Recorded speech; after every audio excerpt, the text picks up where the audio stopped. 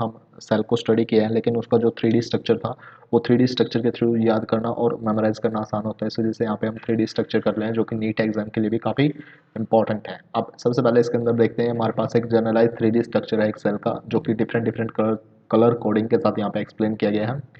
ये जो बीच वाला पोर्शन है इसको हम न्यूक्लियस बोलते हैं, दैट इज द न्यूक्लियस। और न्यूक्लियस के बाद होता है हमारा क्रोमेटिन। क्रोमेटिन हमारा एक जेनेटिक मटेरियल होता है। ये जो होता है हमारा, ये हमारा जेनेटिक मटेरियल होता है। अब उसके बाद आता है हमारा nuclear एनवल्प।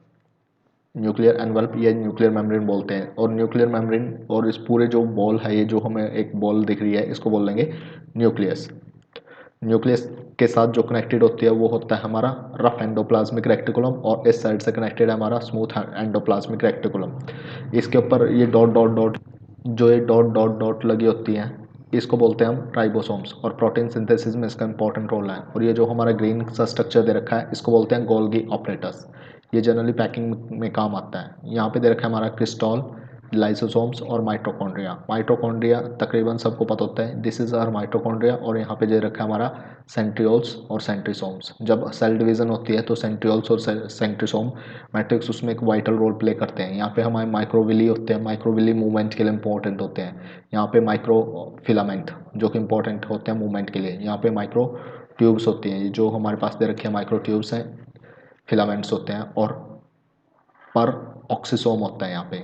Secretion be release from cell by the exocytosis. तो एक तरह का जनरलाइज स्ट्रक्चर है जिससे हम सेल को अच्छे से याद कर सकते हैं। ये हमारा एक जनरलाइज स्ट्रक्चर है प्लांट सेल का। प्लांट सेल के अंदर क्या डिफरेंस होता है, एक तो इसके अंदर प्लास्टिड होते हैं, दूसरा इसके अंदर सेल वॉल होती है जो कि वेल अरेंज होती है। ये हमारा सिस्टम बिल्कुल सेम है। यहाँ पे हमारा न्यूक्लियस हो गया, यहाँ पे हमारा क्रोमेटिन हो गया, यहाँ पे न्यूक्लियर मेम्ब्रेन हो गई, यहाँ पे राइबोसोम्स आ गए, and smooth endoplasmic reticulum, rough endoplasmic reticulum. और ये जो डॉट दे रखे हैं ये राइबोसोम्स हो गए। यहाँ पे हमारा माइटोकॉन्ड्रिया आ गया। और यहाँ पे हमें क्लोरोप्लास्ट मिलेगा। माइटोकॉन्ड्रिया के साथ यहाँ पे हमें क्लोरोप्लास्ट मिलेगा, जिससे कि कलर आता है। और वहाँ पे जो हमारी फोटोसिंथेसिस की प्रोसेस होती है वो क्लोरोप्लास्ट की वजह से होती है। और एक वेल डिफाइंड सेल वॉल के बाद, सेल मेम्ब्रेन के बाद एक सेल वॉल मिलेगी जो आउटर ग्रीन ग्रीन कलर के अंदर शो हो रही है। ये हमारी एक जनरलाइज प्लांट सेल है। उसके बाद इसके अंदर दोबारा से एक्सप्लेन कर रखा है, ये जो 3D स्ट्रक्चर है ये उससे भी पहले वाले से बेटर है, जो कि वेल वे में एक्सप्लेन करता है एक सेल को। सेंटर में हमारा न्यूक्लियस दे रखा है, फिर क्रोमेटिन आ गया, ये हमारा न्यूक्लियस है। पूरी ये जो बॉल है हमारी, ये न्यूक्लियस है। न्यूक्लियस एनवल्प है, न्यूक्लियस है, इसके अंदर क्रोमेटिन है और न्यूक्लियर पोर है, जिसके साथ हमारा रफ एंडोप्लाज्मिक रेक्टिकुलम और स्मूथ एंडोप्लाज्मिक रेक्टिकुलम है। उसके बाद हमारे राइबोसोम्स हैं। ये हमारी आउटर जो मेम्ब्रेन है इसको प्लाज्मा मेम्ब्रेन बोल लेंगे। माइटोकॉन्ड्रिया इसके अंदर भी दे रखा है। और इसके अंदर जो लिक्विड है, इसको हम जो लिक्विड मैट्रिक्स है उसको बोलते हैं साइटोप्लाज्म। माइक्रोट्यूब्स हैं इसके अंदर, सेंट्रियोल्स, लाइबोसोम्स होते हैं इसके अंदर। ये जो सेल डिवीजन होती है उसके अंदर इंपॉर्टेंट रोल प्ले करते हैं। एक गोल्गी बॉडी होती है, गोल्गी बॉडी जो होती है प्रोटीन सिंथेसिस के अंदर, और जो वेस्ट है उसको रिमूव करने के काम आती है गोल्गी बॉडी।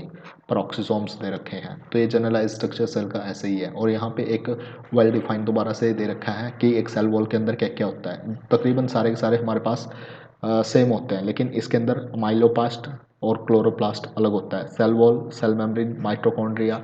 अब क्वेश्चन आ जाता है क्या प्लांट सेल के अंदर माइटोकॉन्ड्रिया होता है, तो यस, जो हमारा आंसर आएगा यस आएगा कि प्लांट सेल के अंदर भी हमारा माइटोकॉन्ड्रिया होता है। और इसके अंदर साइटोप्लाज्म होता है एक्स्ट्रा फंक्शन। यहाँ पे क्लोरोप्लास्ट होते हैं, वैक्यूल्स होते हैं, वैक्यूल्स भी होंगे, क्लोरोप्लास्ट भी होंगे। जबकि ये वैक्यूल्स हमारे एनिमल सेल के अंदर नहीं थे, जो हमने पीछे स्ट्रक्चर देखे। Golgi body, endoplasmic reticulum, nucleus, ये सारे का सारा सब कुछ इसमें है। सो प्लांट सेल जरूरत के अकॉर्डिंग थोड़ा सा मॉडिफाई हुई है।